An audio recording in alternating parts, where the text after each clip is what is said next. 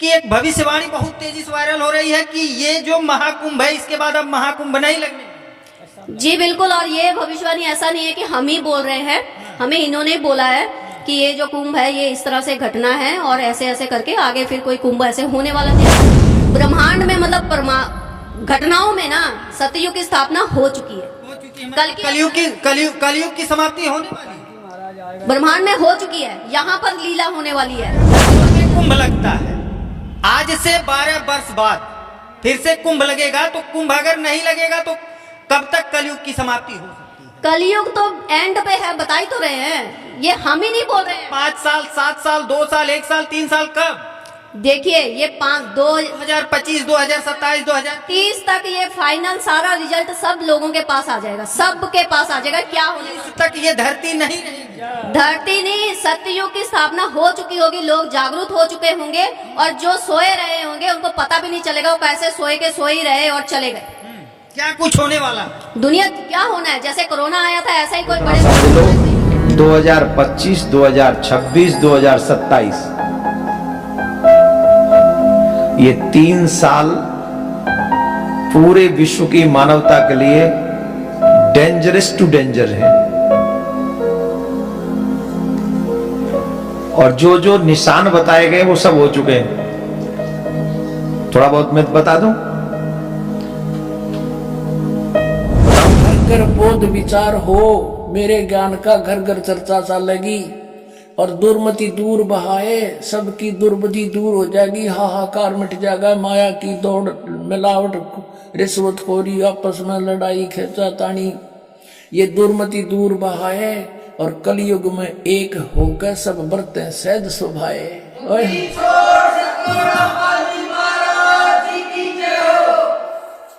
कहते मेरे ज्ञान का घर घर में विचार चला करेंगे और उससे सबकी दुर्मति दूर हो जाएगी, सब प्यार से रहा करेंगे, पता लग जाएगा हम एक पिता की संतान है, ना सास बहू लड़ेगी, ना पड़ोसी के साथ झगड़ा होगा, कोई मुकदमा नहीं होगा। और कहते हैं कलयुग में एक होकर सब बरते सहज सुभाए। नमस्कार, आप देख रहे हैं आध्यात्मिक डिबेट चैनल। दर्शकों, सोशल मीडिया पर एक महिला की भविष्यवाणी काफी वायरल हो रही है, चर्चा में है कि ये जो महाकुंभ का मेला है वह आखिरी कुंभ का मेला है, इसके बाद कोई कुंभ का मेला नहीं लगेगा, ऐसा इस महिला का कहना है। ने और कहा है कि कलयुग में ही सतयुग का प्रारंभ होने वाला है। तो इस भविष्यवाणी में कितनी सच्चाई है, आइए अब हम आज जानेंगे इस वीडियो के माध्यम से इस महिला की इस भविष्यवाणी के बारे में। संत रामपाल जी महाराज जी के विचार और देवकी नंदन ठाकुर जी महाराज जी के विचार भी साथ में इस वीडियो के माध्यम से हम जानेंगे कि वाकई में कलयुग में सतयुग का प्रारंभ होने वाला है या नहीं। तो आइए वीडियो को स्टार्ट करते हैं। नमस्कार, हमारी मौजूदगी है प्रयागराज के महाकुंभ में और आज हमारे साथ अघोर पीठ की एक माता जी हैं। माता जी क्या नाम है? मेरा नाम नूरी है। कहाँ से आई हैं? लुधियाना पंजाब से। लुधियाना पंजाब से। कि एक भविष्यवाणी बहुत तेजी से वायरल हो रही है कि ये जो महाकुंभ है इसके बाद अब महाकुंभ नहीं लगने वाला। जी बिल्कुल, और ये भविष्यवाणी ऐसा नहीं है कि हम ही बोल रहे हैं, हमें इन्होंने बोला है कि ये जो कुंभ है ये इस तरह से घटना है और ऐसे ऐसे करके आगे फिर कोई कुंभ ऐसे होने वाला नहीं है। क्या कुछ होने वाला है माता जी, एक बार बताइए। होने वाला क्या बोलेंगे, मतलब कि अब जो है ये कलयुग का जो आखिरी समय है, कलयुग का तो ये अभी प्रथम चरण है। जी नहीं, ये आखिरी है, ये एंड है। ब्रह्मांड में मतलब घटनाओं में ना सतयुग की स्थापना हो चुकी है, कलयुग की समाप्ति होने वाली है, ब्रह्मांड में हो चुकी है, यहाँ पर लीला होने वाली है, धरती पर लीला होने वाली है। और इस वक्त जो माँ काली और महाकाल, काल भैरव और हनुमान जी तांडव करेंगे और कर रहे हैं। कलयुग की समाप्ति कब तक होगी माता जी, भविष्यवाणी की? देखिए कलयुग के कोई फिक्स टाइम नहीं है कि आज ही हो जाएगी, ये एक प्रोसेस है, धीरे धीरे।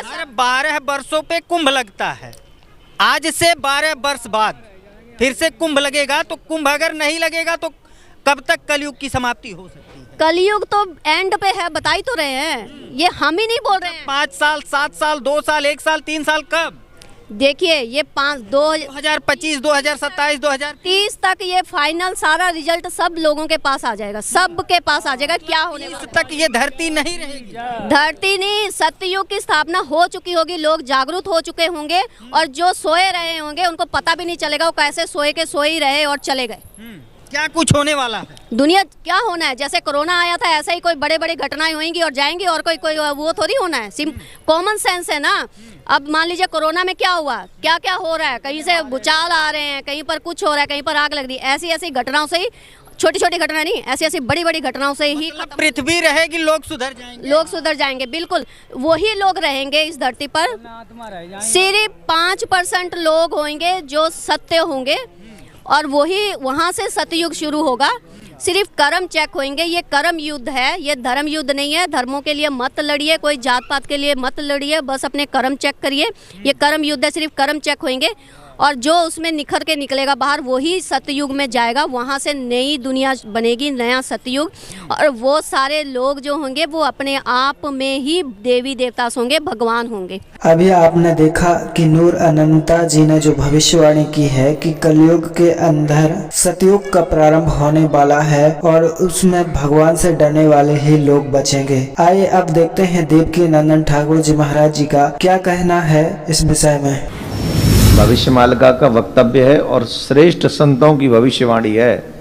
तो आप शॉर्ट में अगर समझना चाहते तो इतना समझ लो, 2025, 2026, 2027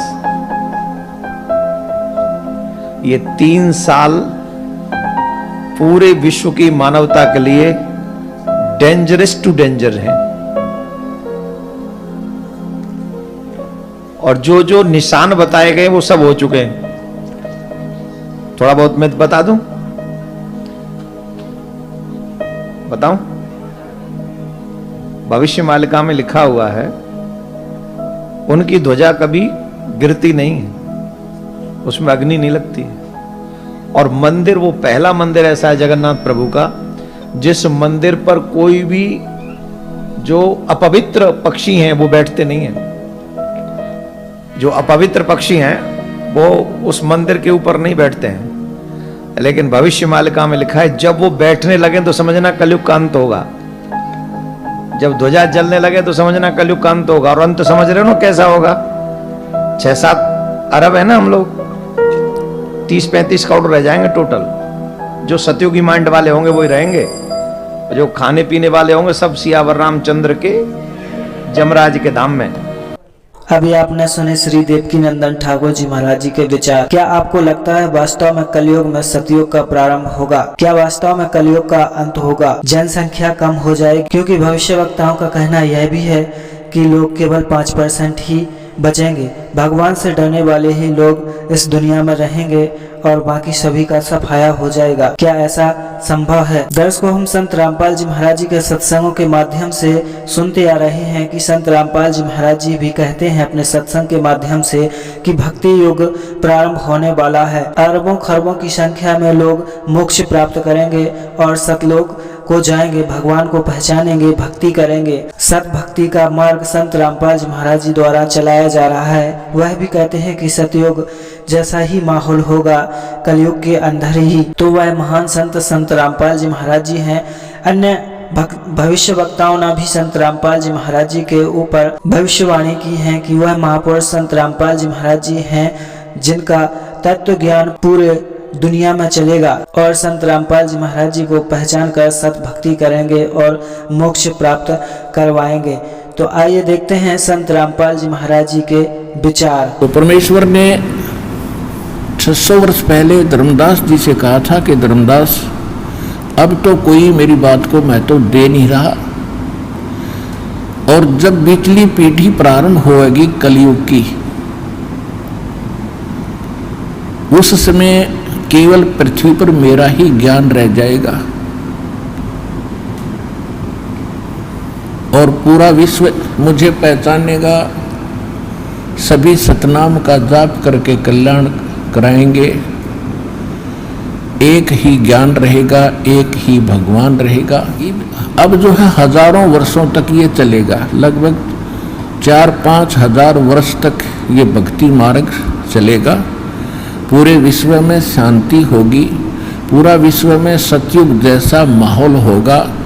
और जब सतयुग जैसे विचार होंगे, हम एक दूसरे से प्यार से रहेंगे, माया की हवस समाप्त होगी, परमात्मा की महिमा का हमें ज्ञान होगा, विधान की जानकारी होगी, तब ही हम भक्ति कर सकेंगे। तो परमात्मा ने कहा कि फिर सतयुग जैसा माहौल होगा। तो ये बात धर्मदास जी का यकीन नहीं हो रहा था कि एक तरफ तो मालिक आप कह रहे हो कि कलयुग में बहुत बुरा हाल होगा, हाहाकार मच जाएगी, और आप कह रहे हो कि उस समय फिर बात बनेगी, ऐसा ये परिवर्तन कैसे होगा? उसके विषय में पहले भी आपको बहुत बार बताया है। एक कबीर पंथी भक्त ने आके बताया, जी कबीर पंथी शब्दावली के अंदर आपके विषय में पूरा का पूरा लिखा है, और फिर जो तेर माँ मेरा अंश होगा उससे सब समस्या हल होगी और पूरा विश्व नाम लेगा, पूरे विश्व में सतयुग जैसा माहौल होगा। वो 5505 कलयुग जब बीत जाएगा वो समय उस समय आएगा। आपको थोड़ा सा ये दिखाते हैं कबीर पंथी शब्दावली, देखिएगा, ये देखिएगा कबीर पंथी शब्दावली।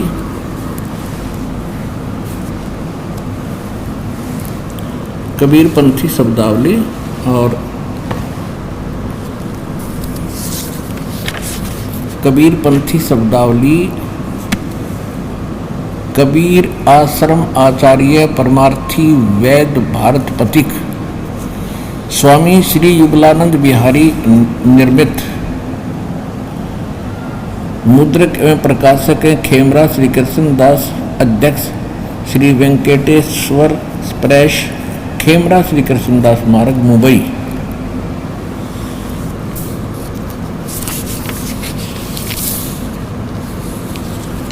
इसके आपको 698 और 99 पृष्ठ पे एक ही शब्द पढ़ाएंगे। ये है 698 698 698 कबीर पंथी शब्दावली। अब यहाँ आते 44 नंबर शब्द है इसका, 44 नंबर शब्द। ये होरी अंग है। गरीबदास जी को परमात्मा ने अपना ज्ञान दिया था, उन्होंने भी एक होरी शब्द अंग लिखा है। ये होरी का अंग है इसमें, ये है होरी का अंग है इसमें। 44 नंबर ये शब्द है। गुरु लाए मुक्ति को के पान प्रीतम आए हो, गुरु लाए मुक्ति के पान और प्रीतम आए हो, पान परवाना देत जीवन को वह पावे सुखधाम, और 14 लोक पर ज्योति निरंजन और 3 देव परमान।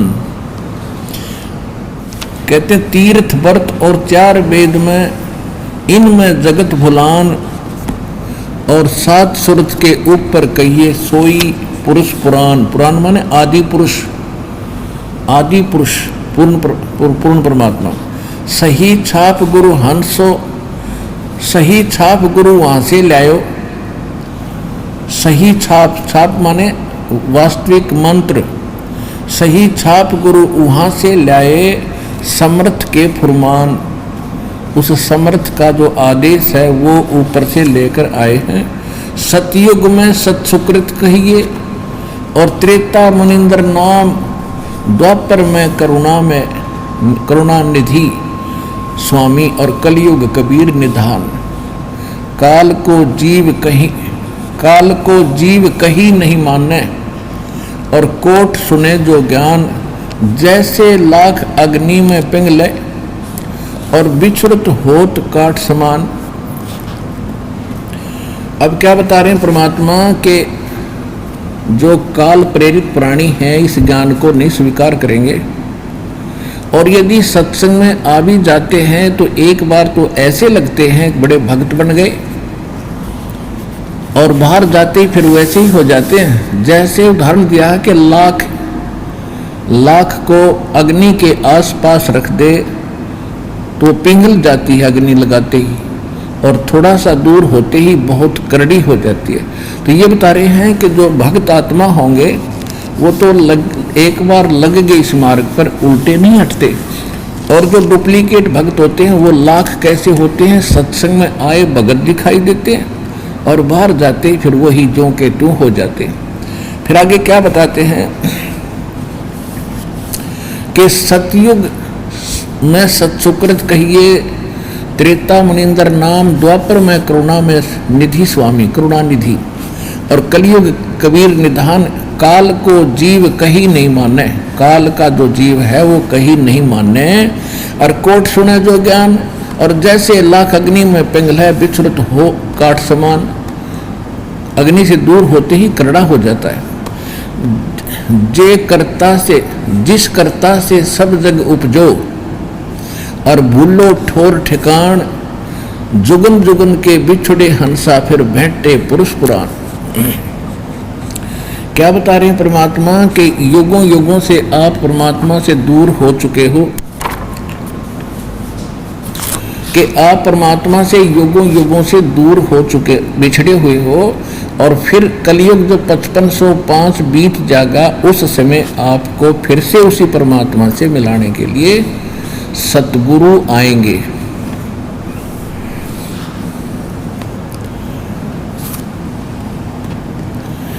जो कहते हैं जो जे कर्ता से सब जग उपजो, जे माने जिस कर्ता से सब जग उपजो, भूलो ठोर ठिकान, और जुगन जुगन के बिछुड़े हंसा भेंटे पुरुष पुराण। तो पुरुष पुराण माने आधी परमात्मा। और 13 पीढ़ी 13वीं पीढ़ी ज्ञान रजधानी, और 2 दीन ले पान। कहते 13वां जो वंश मेरी पीढ़ी होगी, 13वीं वंश होगा, वो ज्ञान की राजधानी यानी यथार्थ ज्ञान वही प्रदान करेगा। और उस समय दोनों हिंदू और धर्म दोनों दीन उससे परवाना लेंगे, नाम लेंगे। और राजा रंग सकल फिर आवे, राजा भी और गरीब भी सारे आवेंगे इस यथार्थता को समझकर, और छोड़े कुल अभिमान। और 5500 बीते, तब चल है पंथ निशान। ओए होए होए।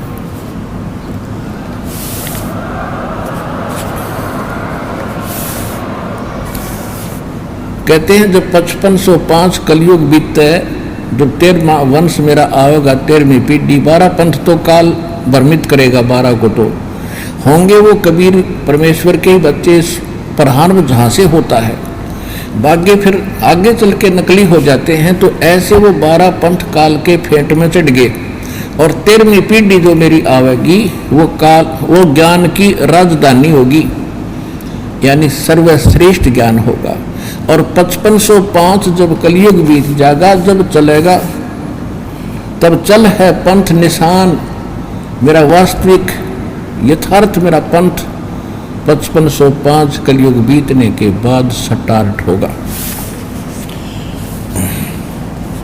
5500 बीतते चल है पंथ निशान, और घर घर सत शब्द जो फैले। ओए होए, घर घर सत शब्द सतनाम, घर घर सत शब्द जो फैले, सतयुग बरते आन। सतयुग जैसा व्यवहार हो जाएगा, सतयुग बरते आन। और साहेब कबीर आए निज घर सो, और फगुआ दीनो नाम। निर्गुण भक्ति रूप कल युग में, और वेद मर्म नहीं जान। स्पष्ट कर दिया है, देखिएगा कि घर घर सब सत शब्द जो फैले, सतयुग बरते आन। और कौन होगा जो 13वां पंथ चलाओगा? साहेब कबीर आए निज घर से, फगुआ दीनो नाम। ऐसा नाम दे दिया जिससे बसंत जैसा सुख होगा।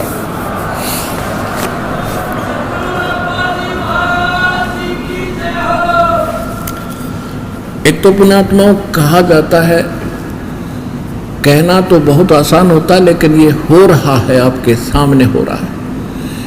और कितना प्रचार बंदी छोड़ के बच्चे, जिसको ये ज्ञान समझ में आ जाता है, वो अपना मूल उद्देश्य समझ लेता है इस जीवन का, कि अपने बहन भाइयों तक ये ज्ञान पहुंचाऊं। दास को मालूम है कितना हमने इसमें संकट झेलना पड़ रहा है। जहाँ भी हमारे बच्चे अपने भाई बहनों के उनके परमार्थ के लिए जाते हैं, काल से परिवृत परमात्मा ही के बच्चे हमारे भाई बहनों को पीटते हैं, मारते हैं, बुरा भला कहते हैं, और ये फिर भी संघर्ष कर रहे हैं कि उनको मालूम है कि उनको अभी ज्ञान नहीं है, फिर वो भी हमारी तरह लग जाएंगे, प्रचार के लिए करेंगे। तो अब कितना संघर्ष करना पड़ रहा है। और परमात्मा कहते हैं घर घर ज्ञान फैलेगा। अब करोड़ों की संख्या में भक्तों ने ज्ञान गंगा पुस्तक वितरित कर दी है, और जिसका परिणाम आप देख रहे हो, परमात्मा के हंस उमड़ उमड़ कर आ रहे हैं। तो ये अब वो समय आ गया है जो परमात्मा ने बोला था, और सभी महापुरुषों ने, बहुत से भविष्य वक्ताओं ने भी इसके विषय में जानकारी दी है। वो समय अब आ चुका है। आपका कर्तव्य है, प्रत्येक भाई बहन जिसके ज्ञान समझ में आया है, पर तो अपने साथ में, अपने कुटुंब में, रिश्तेदारी में, कोई मित्र प्यारे में अवश्य ये चर्चा चलावे और ये ज्ञान समझाए। क्योंकि प्रथम बार आप जिक्र करते हो तो अवश्य वो व्यक्ति आपसे विरोध भी करेगा, लेकिन आपने शांत रहना पड़ेगा। आपको मालूम है जब तक ज्ञान समझ में नहीं आता तब तक ऐसे ही बोलेगा, और जब ज्ञान समझ में आने के बाद आपके साथ हो लेगा।